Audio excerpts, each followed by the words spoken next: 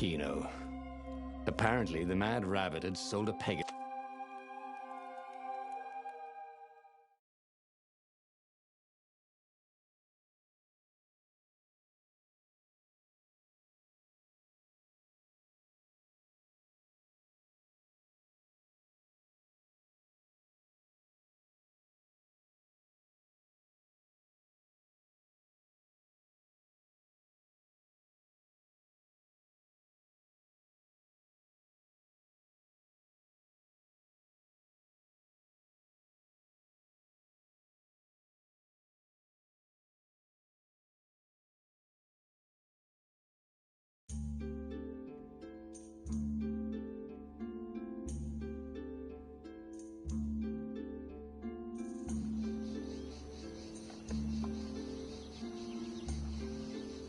Lupino had apparently managed to confuse the judge by arguing that he hadn't actually stolen a winged horse. He'd only sold it. But wait, where was the prison? The village was empty. Had everybody fled the Ravens?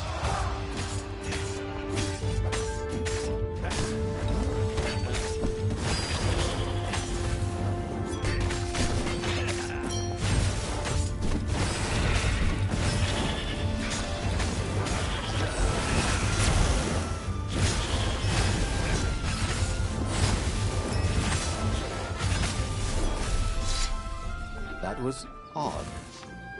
Bernardo had been here, at this exact place, at this exact time.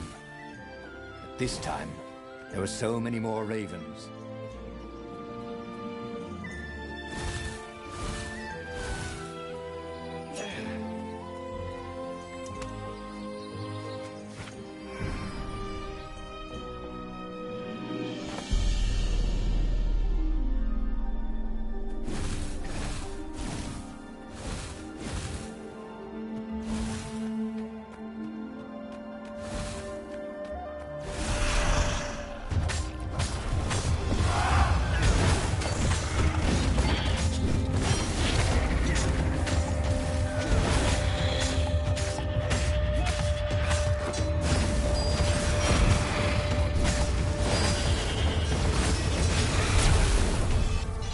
Ravens were landing everywhere.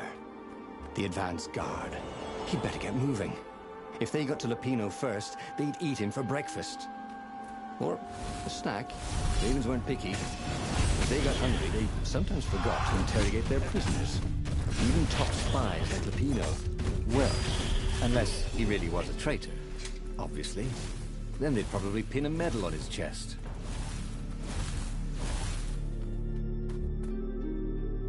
Dirty and bloody, Bernardo finally reached Lupino. The rabbit was practicing his shuffle. Bernardo recognized the cards. It was Lupino's favorite deck. Oh, I thought you were in danger. I am. The ravens are coming. Oh, the prison thing. Right, yeah, we see this guard owed me 53 ducats, so we made a deal. They're very reasonable people, actually, for weasels. Now, I got a brilliant plan to kidnap Zenobia. We capture Zenobia, we find out what she knows, and that's the whole war right there. Easy peasy, lemon squeezy.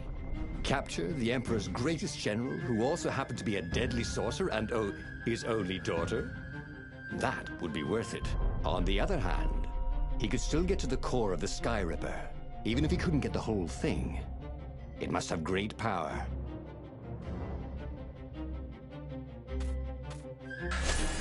Zenobia wasn't just the Emperor's daughter.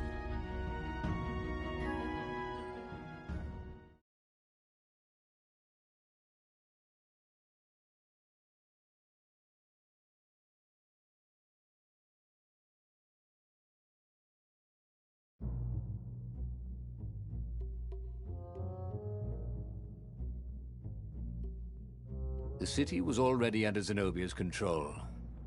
I had to admire her efficiency. Bernardo shivered at the thought of Zenobia at the mercy of the interrogators. Could he really turn her over to them? But this was war. It wasn't meant to be pretty.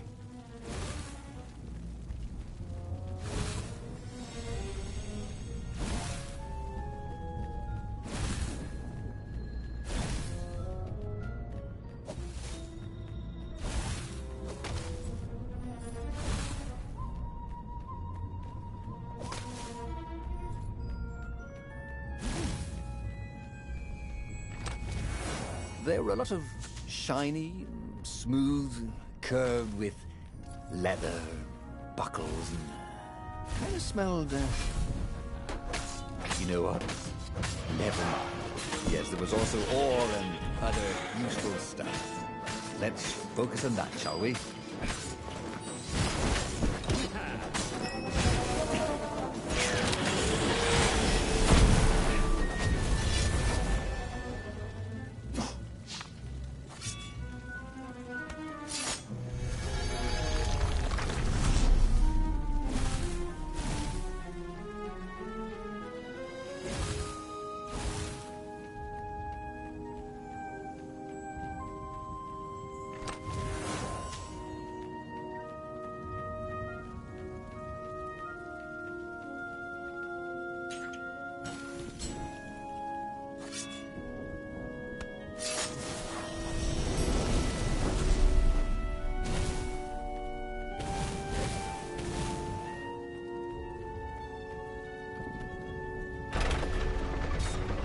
Was Lupino urging him to capture Zenobia?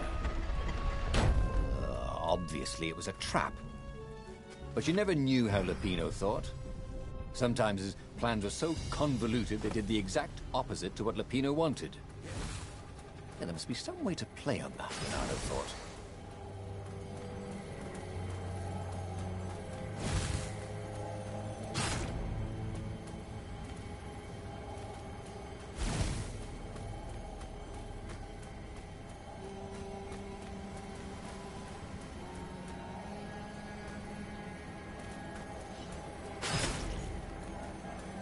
Anyone ever tell you you have a lovely eye?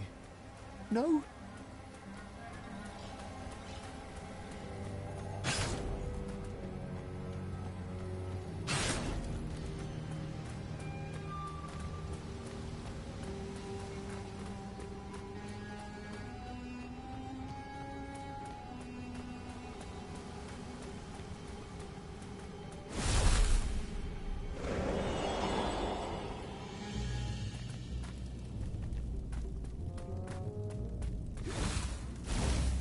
So, what's this plan of yours?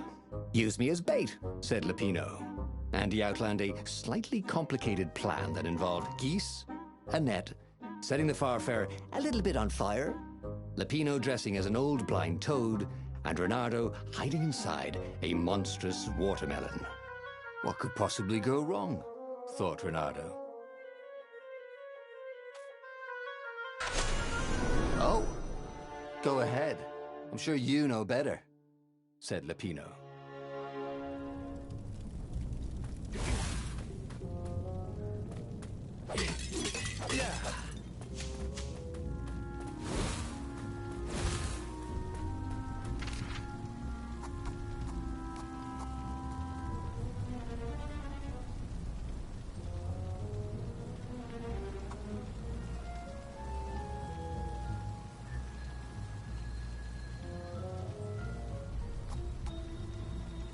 Every day he was getting better and better.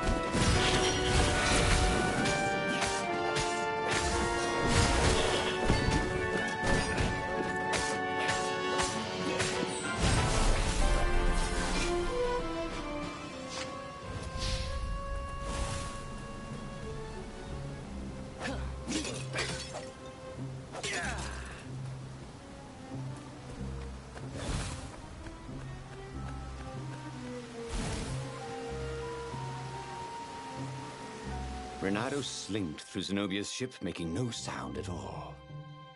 Where were her guards? Finally, he reached her bedroom. She was curled up on her bed. Oh, he'd forgotten how beautiful she was. How sleek. How soft. He tapped her on the shoulder with his sword. She became smoke. And he noticed he had a blade to his throat. Stay a while. Heard a familiar voice. Did you really think you could capture me? Zenobia said as her ship lifted off. Now I just wanted some privacy. Renato said, did you ever wonder why the Emperor adopted you? And he told her why. His Imperial Majesty wanted to bring the lost gods back. They could make him immortal. But to seal the bargain, he needed a sacrifice. Someone who truly loved him. You're lying. She was furious. You can't prove that. I can. And so, they set sail for the Nexus.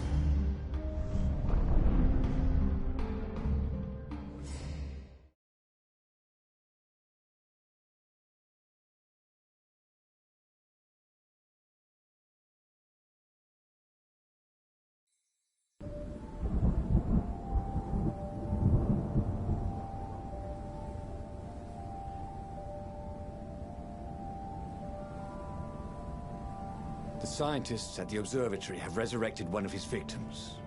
Well, he's not exactly alive, but he can talk, and he can't lie. You took a big risk.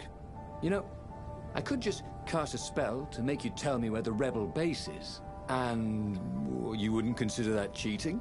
She frowned. Ugh, fine. Let's go get your witness. The rebellion had started after atrocities that the Empire hushed up. Renato had rescued a priest whose order had been massacred for one book. He had slept in a burnt village. Dead kittens and puppies had come to tell him what the Emperor had done to them.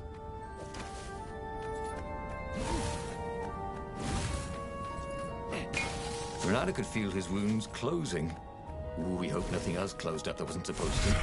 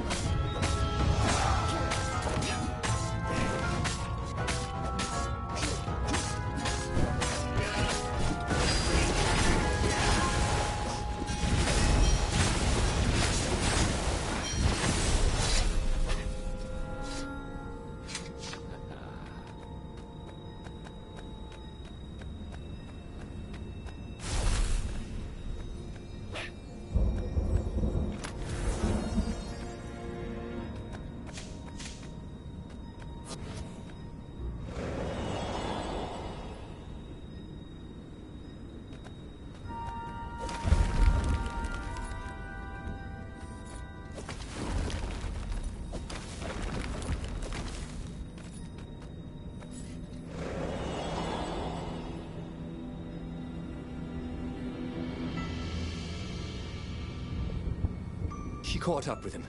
Don't you think I'd know if my father started practicing black magic? Why? Would you want to join in? Oh, no, I destroy his books and... All right, I suppose I wouldn't. She stopped, troubled. He ran on.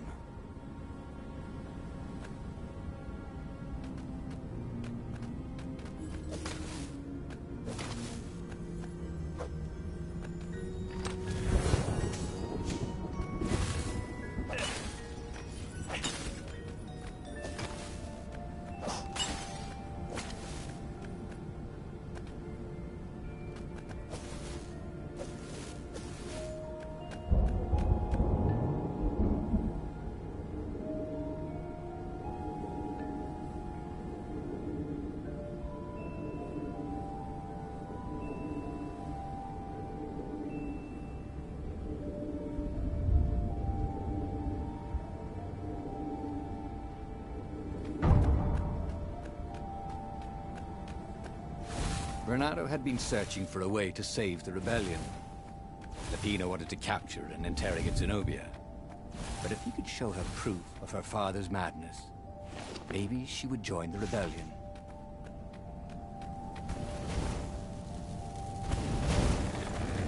How far exactly did these things travel?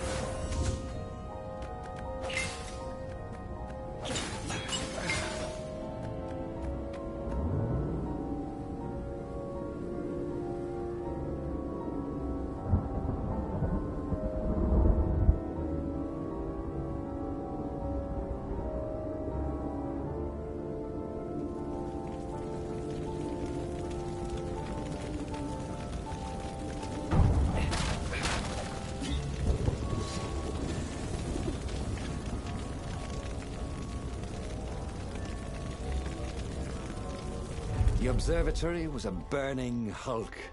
Dead scientists and black feathers everywhere. The Ravens had taken care to burn the reanimated witness to cinders. Zenobia stared around, shocked. The scientists had been neutral. They had no part in the rebellion. "Take me to your council," she said, shaken. "I have things to tell them." It was what Renato had gambled on. The Zenobia would turn against her father once she knew his madness. But the rebel base was secret. Could he really risk taking the Emperor's daughter there?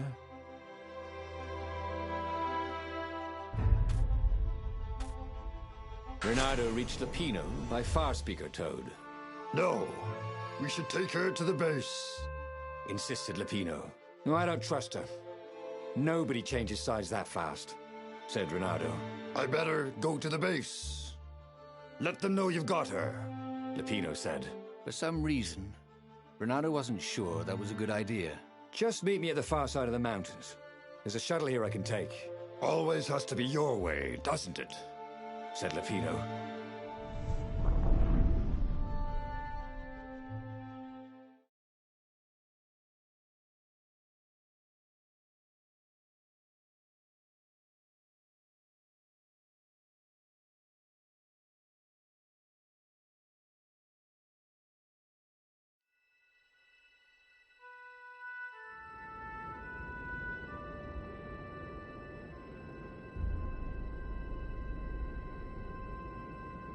Zenobia was still shaking as they got out. "I didn't know," she said. The Ravens kept it secret.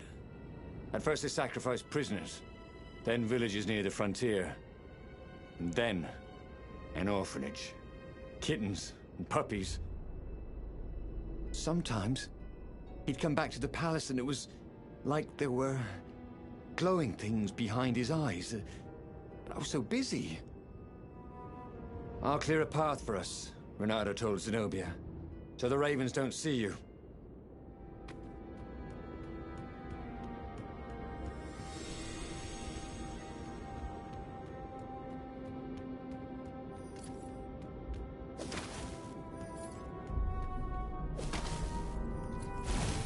Hey, do old ravens go grey?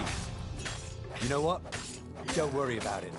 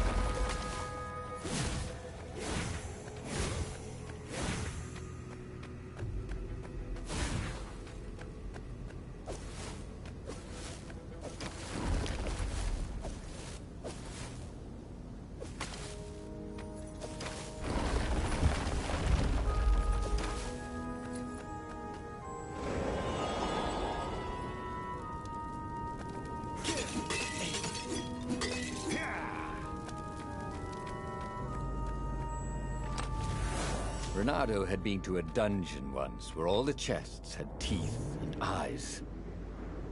It had been a short visit.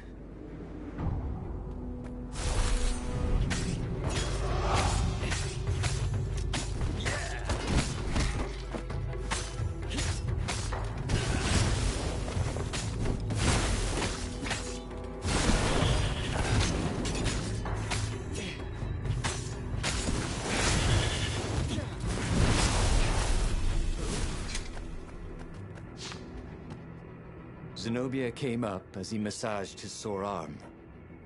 Her eyes were wet. He's been saying strange things. He asked me to do experiments. And some were wrong. They are banished, right? Said Renato. Gone forever. I mean, he couldn't actually bring the old gods back, could he? She didn't answer him. That frightened him more than anything.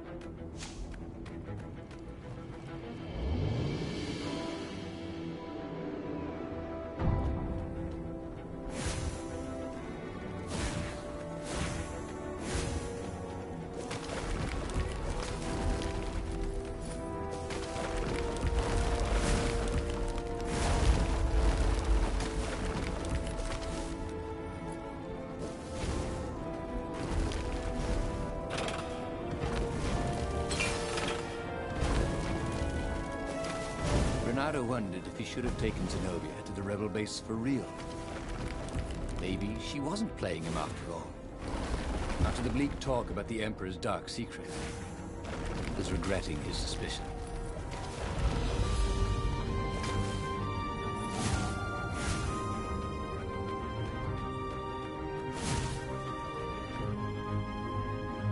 They came up on an empty shack. He gestured her in. "Where's the base?" she asked, confused. "I thought we could talk a bit first." Oh, you think I'm playing you? She was furious. I'm betraying my father who picked me out of an alley, and you think I'm playing you? She lashed out. Her claws sliced fire into his face. Energy boiled in her other paw. But before she could kill him, he slashed his sword into her heart. She staggered. "I could have loved you, you son of a bitch." And then she died. Renato stood there for hours, unable to move. Finally, a ship landed near him. Lapino had brought the Farfarer. On board the Farfarer, Lapino couldn't stop grinning. I can't believe you actually killed her. Why didn't I trust her? Renato said. All he could feel was emptiness. You killed the Emperor's daughter. You might want to run for it, if you care whether you live or die, that is. Since Renato didn't, he grabbed the wheel, and he sailed for the Imperial fleet.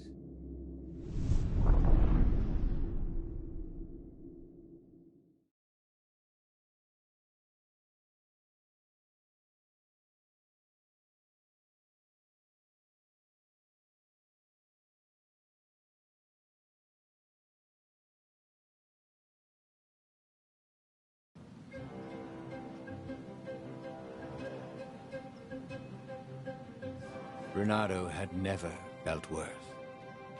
Zenobia had listened to him. He had trusted him. She'd opened her eyes to her father's evil. Done everything he had hoped for. He had taken him to a dirty shack. Was he so used to lying that he couldn't trust even the girl he had always loved?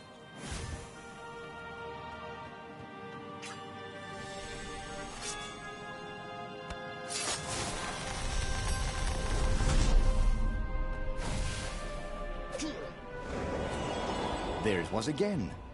The back door to the portal that went to the center of the fleet.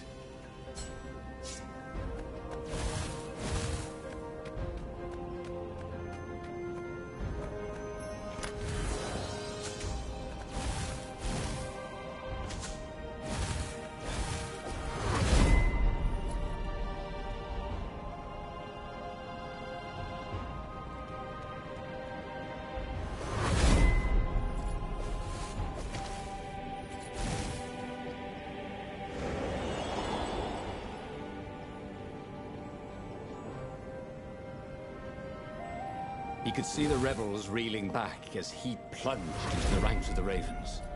He'd had to kill the girl he loved, but he'd also blown the biggest opportunity they could have had to turn the Emperor's daughter against him. Lara could only laugh miserably. He was taking crazy chances now, swinging wildly. He expected the Ravens to take him at any moment, but they were running in fear. No one wants to fight a man who doesn't care if he lives. No one wants to fight a hero.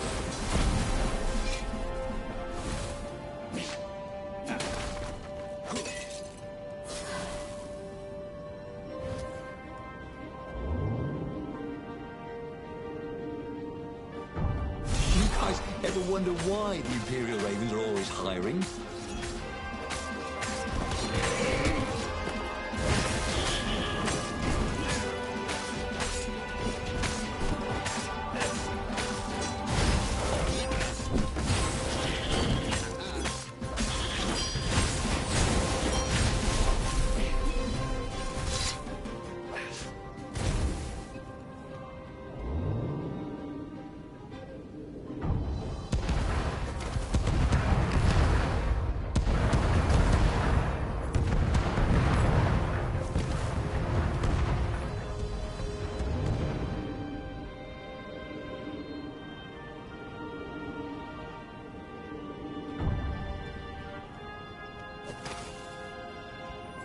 Soon he'd confront the Emperor.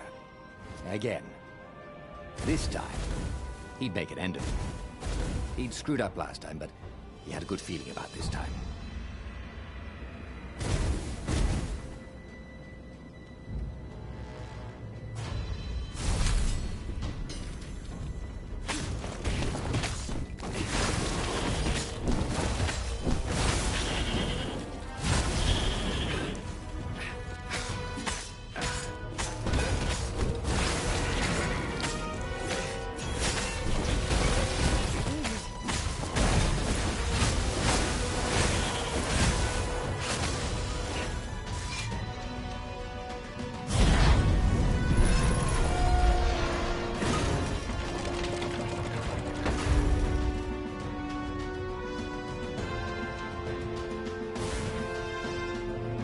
He was exhausted. Could barely think. He wanted to stop thinking. The rebels were already finished, and he was the last. The Ravens were coming for him personally now, in waves. It didn't matter. He was slick with his own blood. But it didn't matter. In the distance, he could see her, embraced by a halo of light, holding her hand out to him. Had she forgiven him? Would she take him to the halls of the Valiant? Then he felt steel in his belly, and his chest, and his back. And he lay down, and he couldn't see her anymore. He should go back to some of the choices he'd faced before. Maybe there were new paths that had opened up, like those doors he was opening up all over the map that took him to new treasures and around his enemies. But he'd learned another true thing. Zenobia still had feelings for him.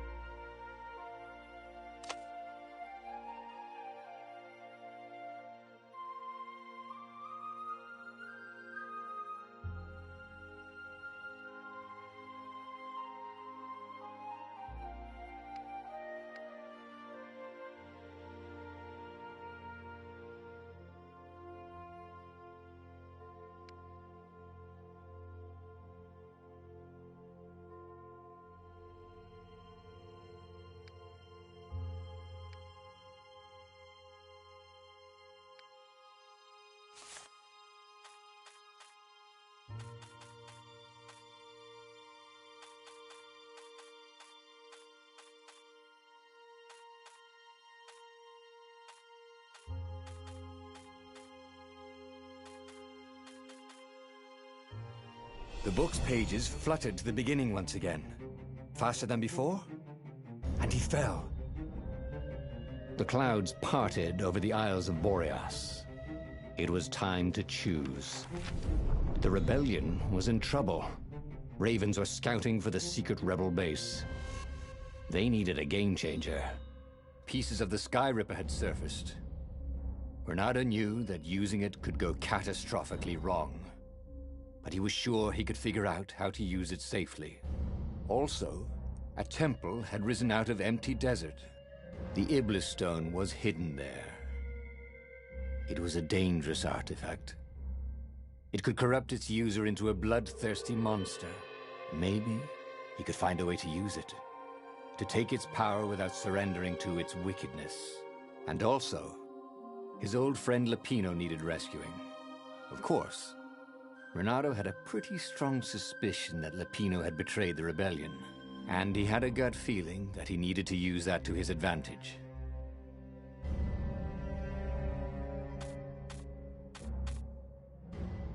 Bernardo finally realized that Lupino was a traitor to the cause, and maybe Bernardo could use that somehow.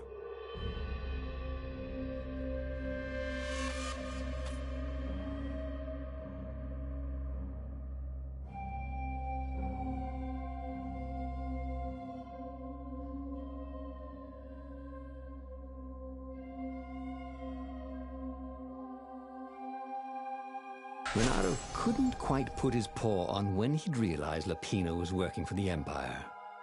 He'd never exactly seen Lapino sending coded messages to the palace, but he was sure. The rabbit had been on too many disastrous missions where he was the only survivor, or where he accidentally missed getting on the boat that went down to the abyss in flames. If Renato could prevent Lapino from getting back to the fleet with all the intelligence he'd probably gathered, it might be worth the trip.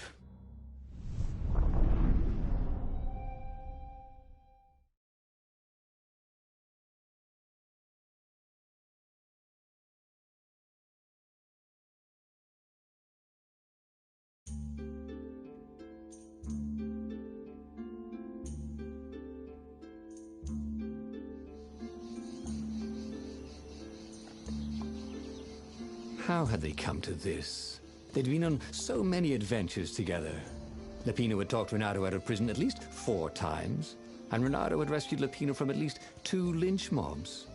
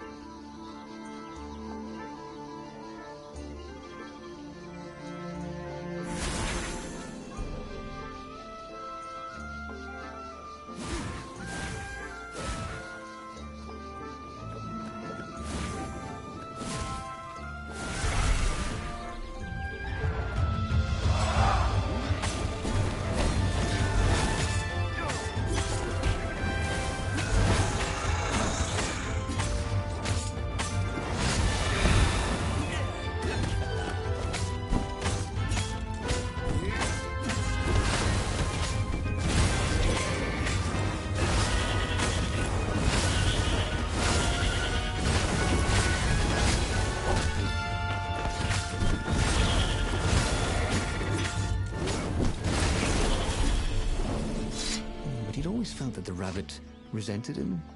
Lapino was hilarious because he was so down on himself and everyone else. But behind the laughs, he wasn't a happy camper. Ooh, was this payback? Or did the Empire have his little white tail in a vice?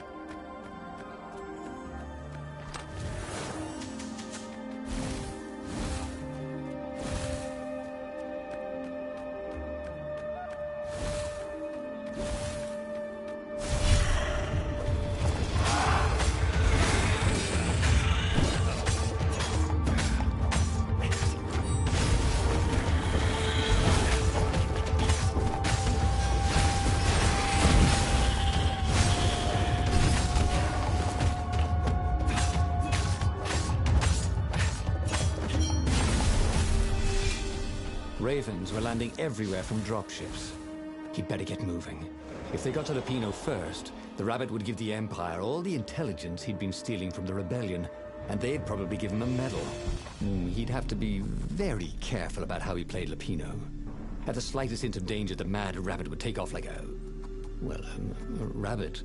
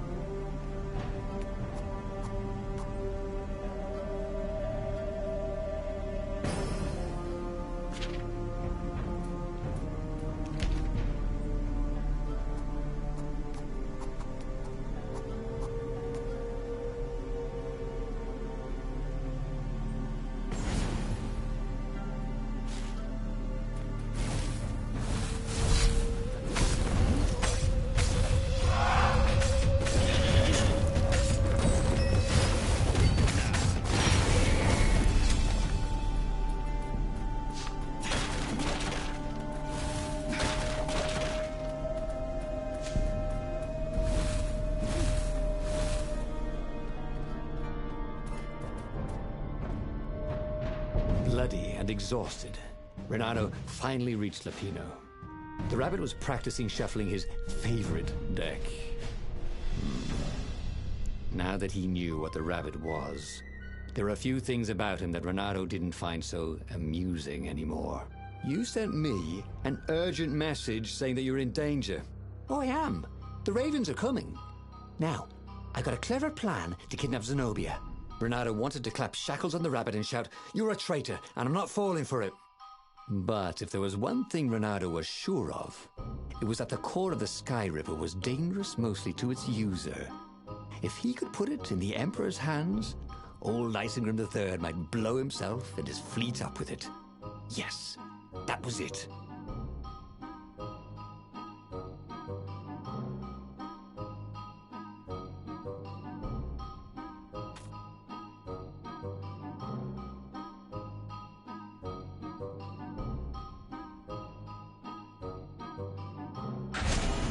Renato felt like a real hero, brave and smart.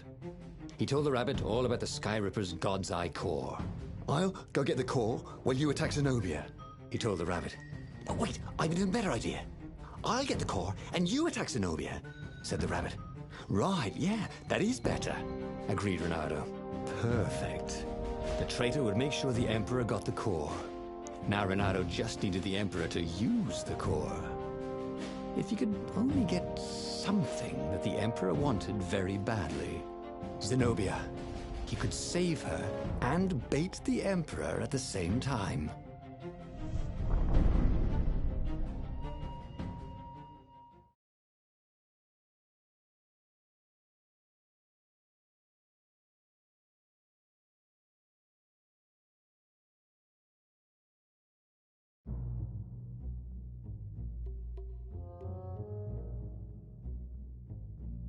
Right. Now, all Renato had to do was fight his way through Zenobia's invading troops, sneak onto her ship and into her bedroom, and kidnap her without any of her dozens of guards alerting her. Then, he would rely on her love for him to convince her how evil her father was, so she'd run away with him instead of going back to her father, who was going to blow himself up. It did sound a little risky. But Renato had a feeling it would work out somehow. It always did.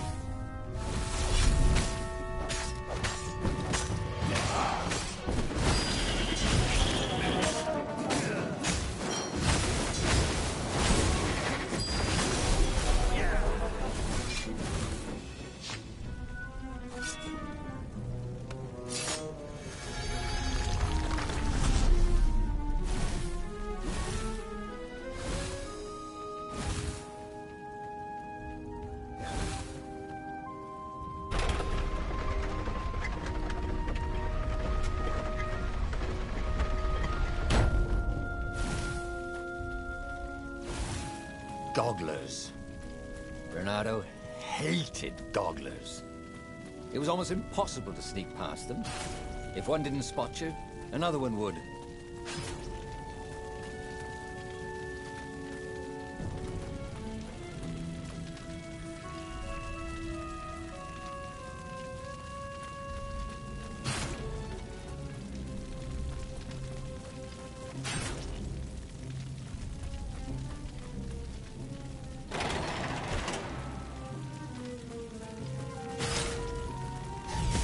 "Say goodnight, Gracie," said Renato, wondering who Gracie was.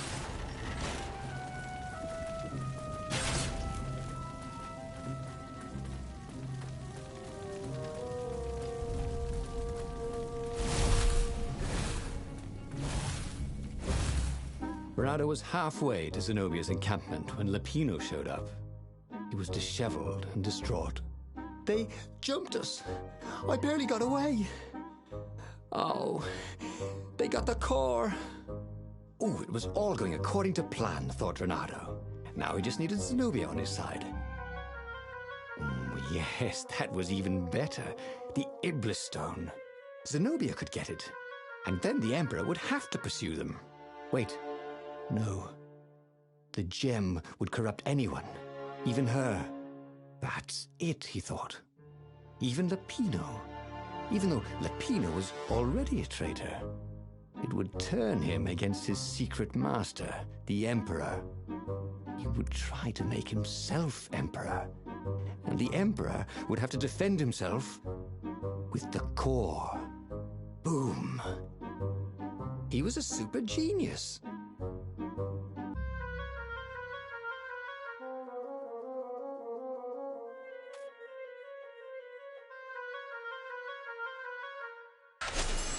This is terrible, Renato told the rabbit. If only I had gone for the Iblis Stone. But now it's lost in enemy territory. He handed Lupino a map. It gives the bearer so much power. We can only hope the Emperor never finds it. What was that? Said Lupino. I think someone's following us. I didn't hear anything. Rabbit ears. You go on ahead. I'll check it out. And with that, Lupino hopped off with the map.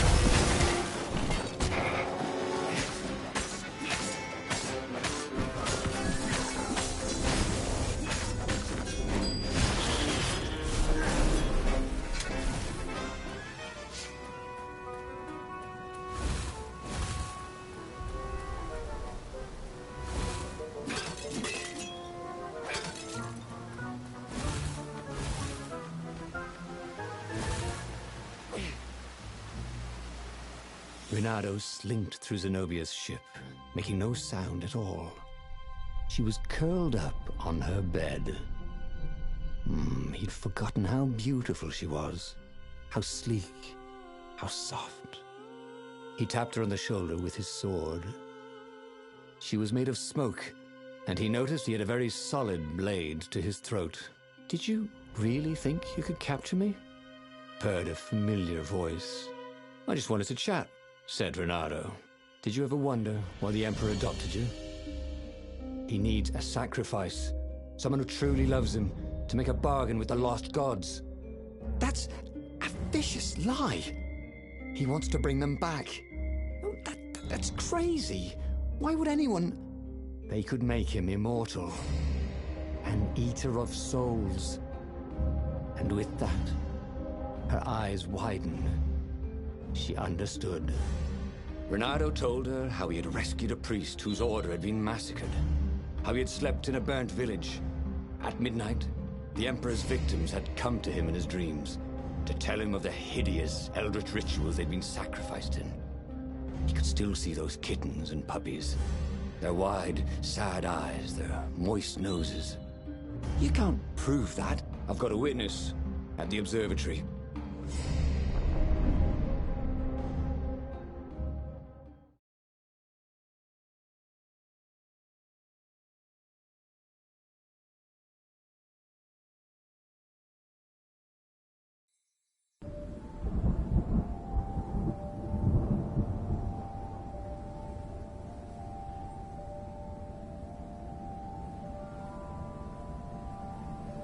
He couldn't tell her, not yet, why he was really here. He didn't want her to be anywhere near the fleet when her father blew himself and Lupino up. So he told her about how the Emperor's obscene rituals had raised ancient artifacts out of the land. How he'd followed the appalling trail of the hideous horrors His Majesty had perpetrated for the sake of his own immortality. Any of this ring a bell? He said. He told me it was all lies. You've always known when I was lying. I always hated that about you. said Renato. The rebellion had started after atrocities that the Empire hushed up. Renato had rescued a priest whose order had been massacred for one book. He had slept in a burnt village. Dead kittens and puppies had come to tell him what the Emperor had done to them.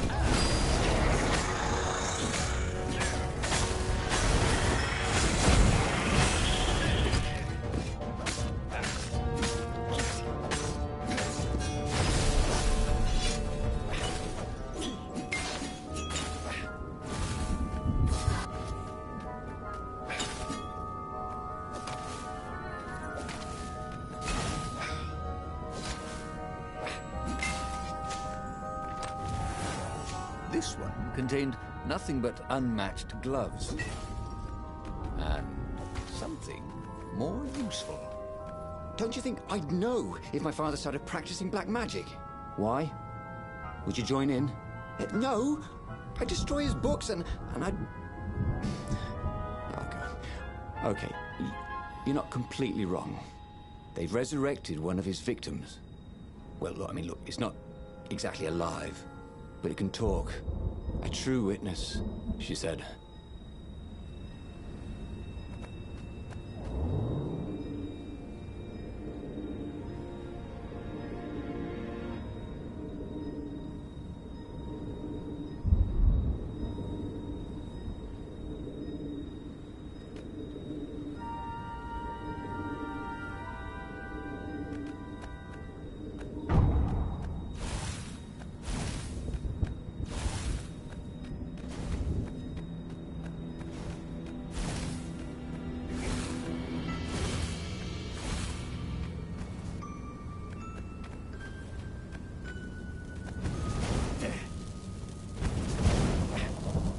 Energy cannons.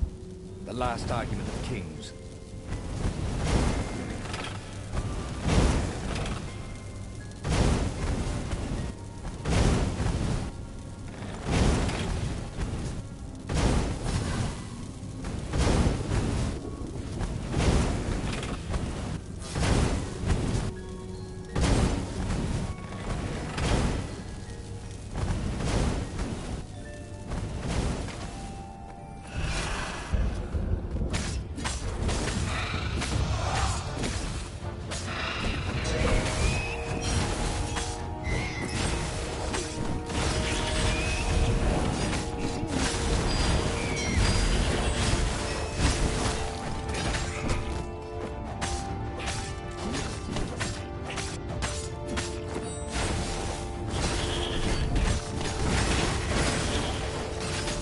A for effort, D for dead.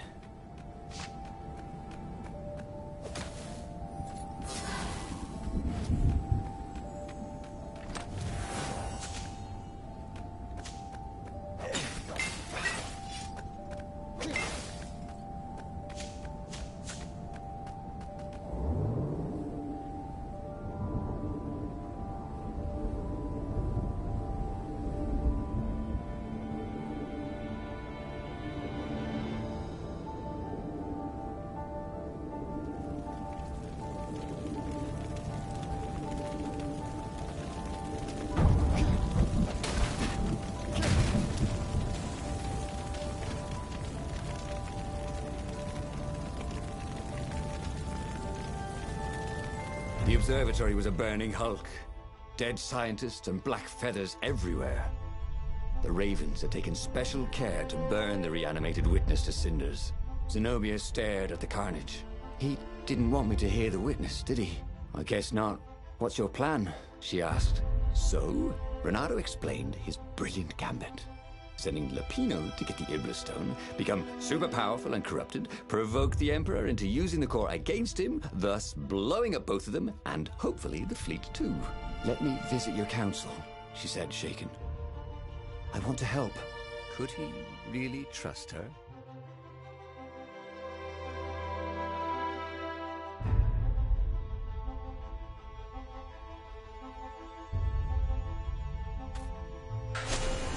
She said she had an errand to run, so they met up sometime later in the mountains. She seemed different. It seemed she'd gone and knocked Lupino out with drowsy gas and taken the Iblis Stone from him. Whoa, what? No, that wasn't a plan. I know. Your plan was terrible. Now where's the council? Couldn't we just go somewhere? Quiet, Talk this over? You lying son of a bitch. They're not here. The sword was bloody. I told you the truth. Well, mostly. I'm going to kill my father now. But first, I'm going to kill you. And that is exactly what she did. He had tried something bold and paid the price for it.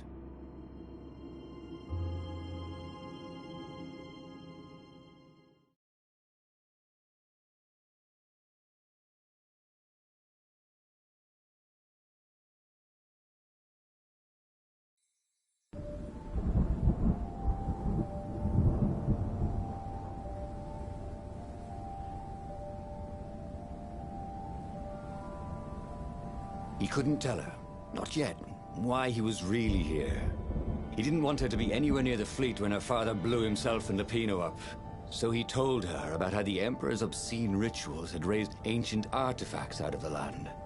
How he'd followed the appalling trail of the hideous horrors His Majesty had perpetrated for the sake of his own immortality. Any of this ring a bell? He said. He told me it was all lies. You've always known when I was lying. I always hated that about you, said Renato. The rebellion had started after atrocities that the Empire hushed up.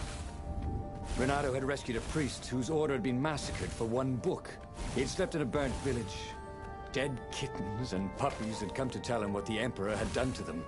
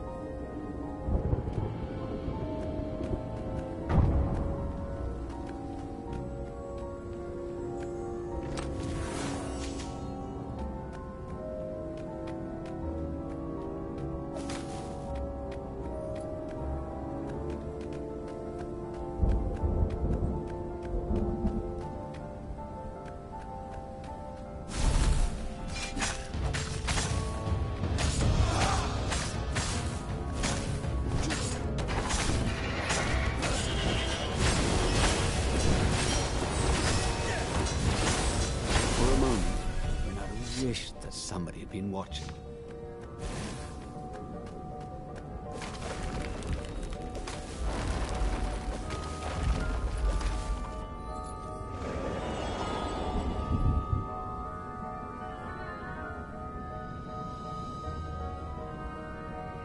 Don't you think I'd know if my father started practicing black magic?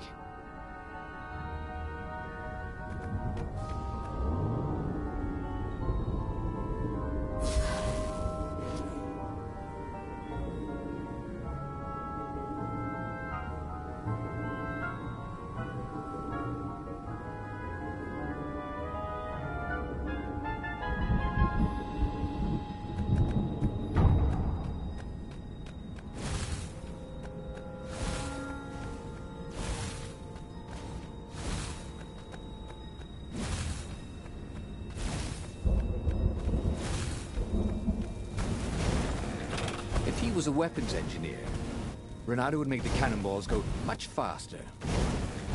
Fire randomly, obviously.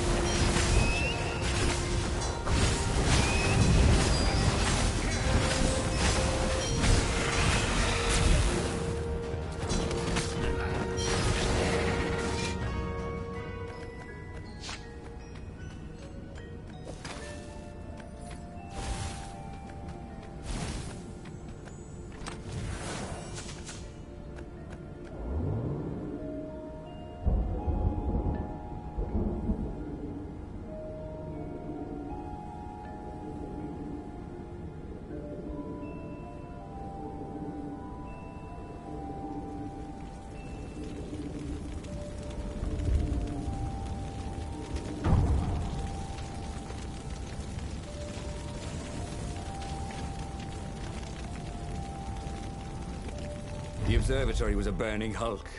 Dead scientists and black feathers everywhere. The Ravens had taken special care to burn the reanimated witness to cinders. Zenobia stared at the carnage. He didn't want me to hear the witness, did he? I guess not. What's your plan? She asked. So, Renato explained his brilliant gambit. Sending Lupino to get the Iblistone, become super powerful and corrupted, provoke the Emperor into using the core against him, thus blowing up both of them, and hopefully the fleet too. Let me visit your council, she said, shaken. I want to help. Could he really trust her?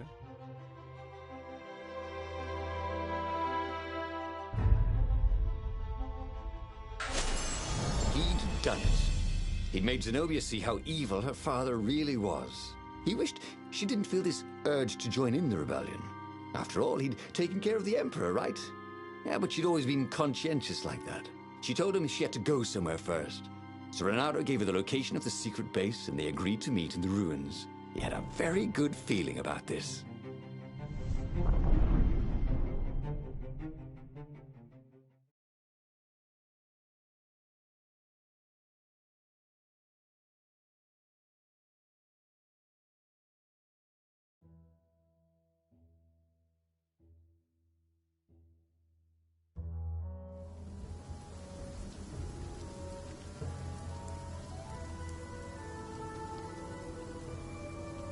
What had Zenobia gone off to do?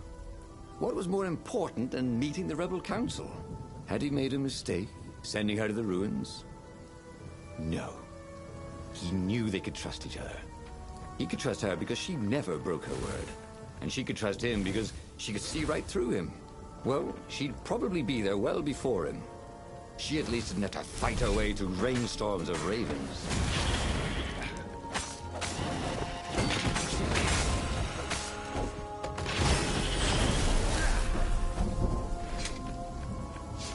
He thought about Hypatia. Oh, she'd been an amazing rabbit. She could talk to him about comics, and talk to her son about history and battles, and talk to scholars about the ancient tomes hidden deep in the vaults of the Library of Ubar. Oh, Renato really missed her.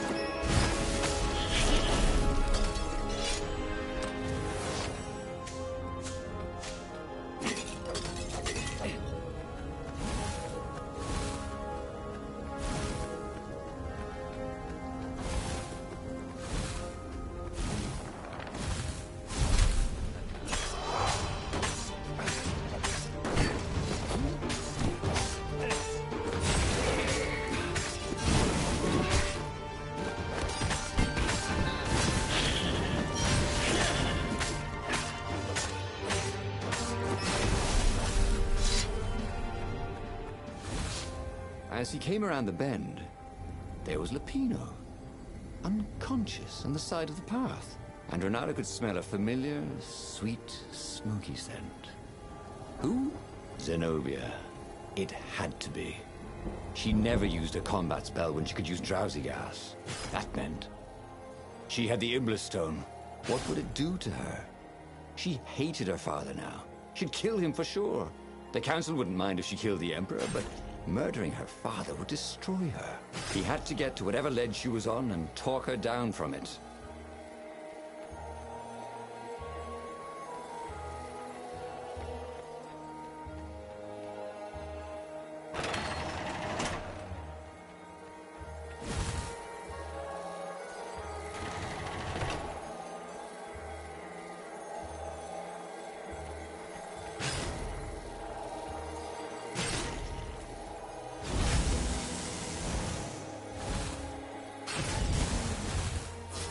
Renato hated gogglers, but it freaked him out to cut them.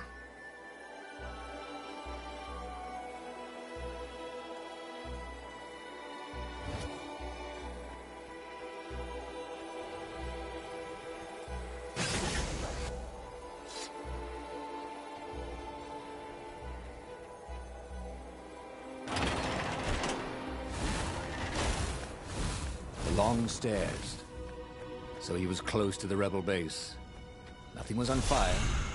So far, so good.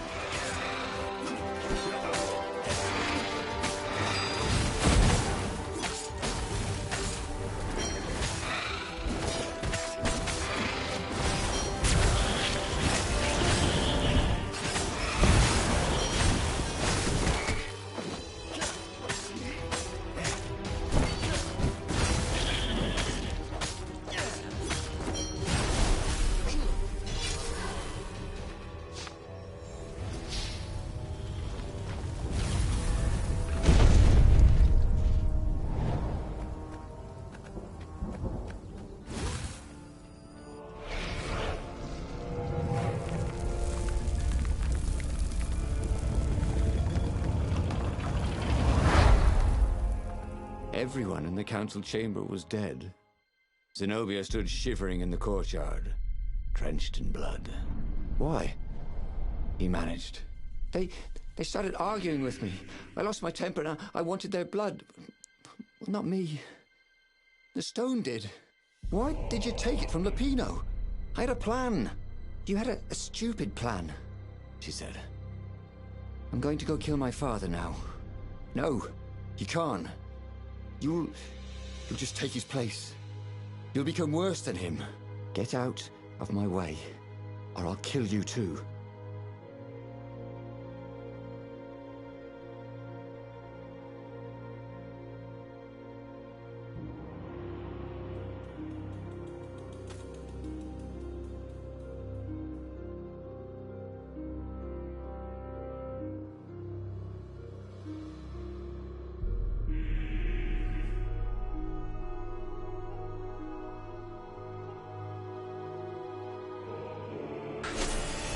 You won't kill me, he said.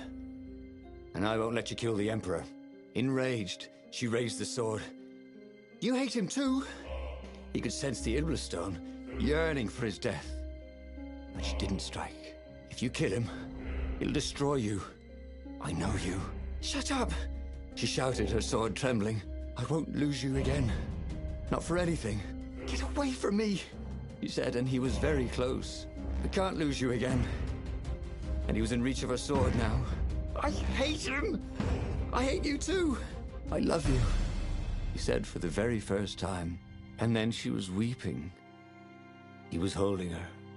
The sword had dropped from her hand. He glanced at the Iblis stone. It was no longer the black of the void. It looked like coal. No. It glowed, like a cinder. It was crackling, burning, crumbling into ashes. You've always loved me, haven't you? She said. She was weak.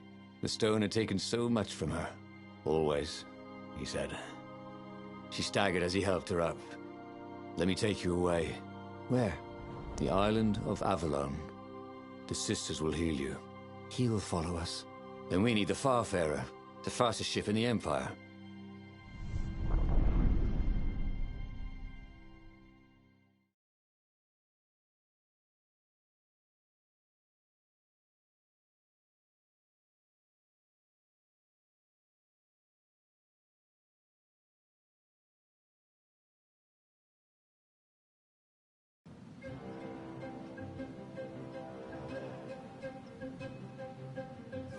The Empire had seized his ship.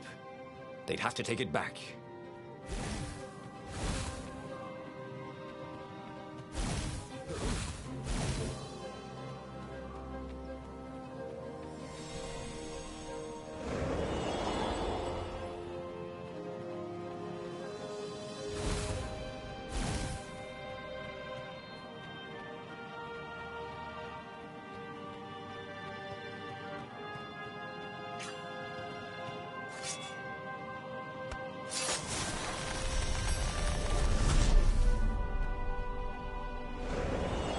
Renato had a feeling that was the back door to something. But what?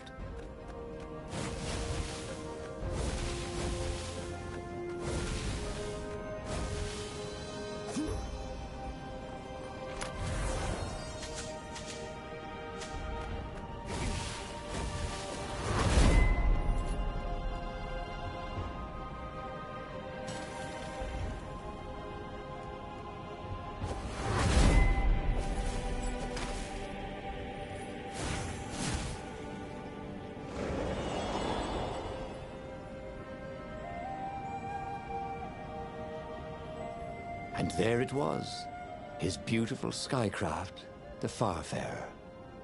They would fare very far indeed, beyond the Empire, beyond the reach of the Empire, to the mystical island of Avalon.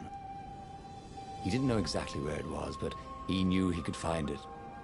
And they would find peace there. Second star on the right, and straight on till morning, laughed Zenobia. And they laughed together for the first time in a long time.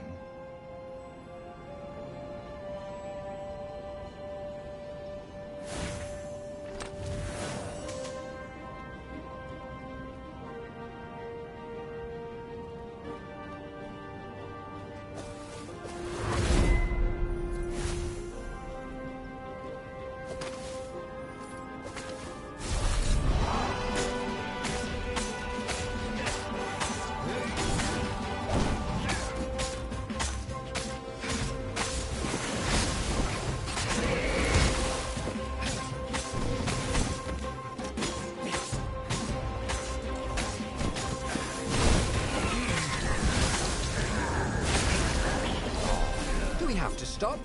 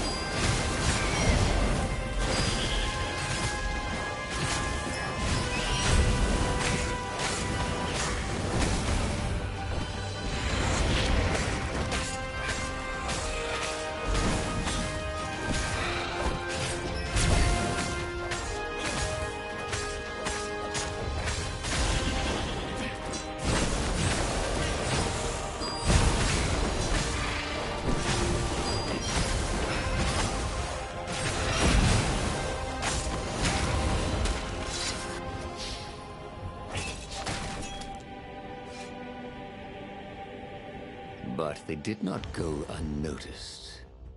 Scout ships lifted off, and the long lance of the Imperial flagship.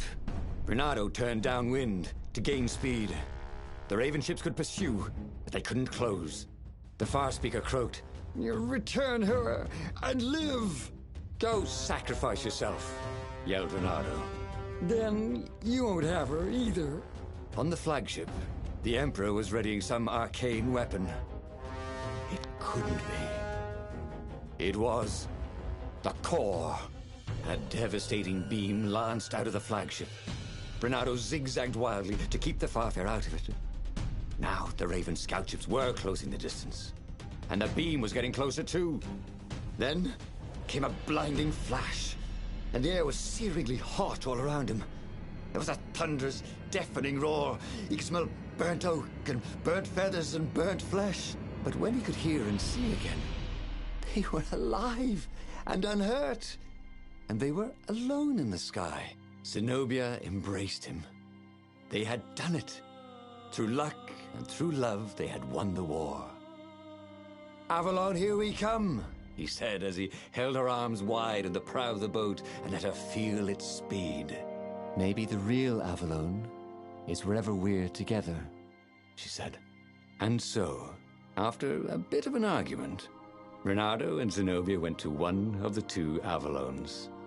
The one shrouded in mists, or the one in their hearts. But which one they went to, I'll never tell. He'd done it. He'd forged his own destiny. Well, he hadn't actually done it, but he knew what he would do. Bernardo smiled at the book. He practically wanted to kiss it. The kid's sacrifice hadn't been in vain. He'd saved the book and saved the world. Bernardo owed him and his mother so much. Bernardo lowered the mainsail and let the Farfarer shoot forward in the breeze. Second star to the right, and straight on till morning. This time, he would win.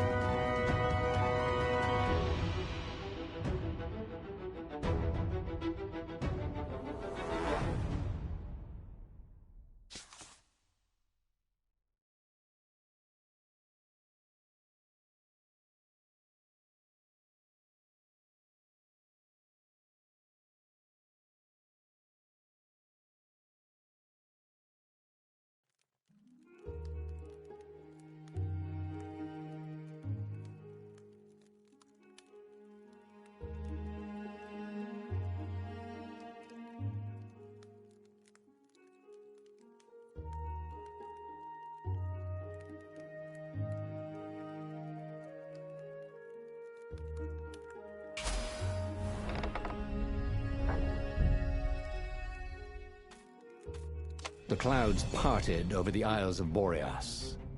It was time to choose. The rebellion was in trouble. Ravens were scouting for the secret rebel base. They needed a game changer. Pieces of the Sky Ripper had surfaced. Renato knew that using it could go catastrophically wrong, but he was sure he could figure out how to use it safely. Also, a temple had risen out of empty desert. The Iblis stone was hidden there. It was a dangerous artifact. It could corrupt its user into a bloodthirsty monster. Maybe he could find a way to use it, to take its power without surrendering to its wickedness. And also, his old friend Lupino needed rescuing. Of course, Renato had a pretty strong suspicion that Lupino had betrayed the rebellion, and he had a gut feeling that he needed to use that to his advantage.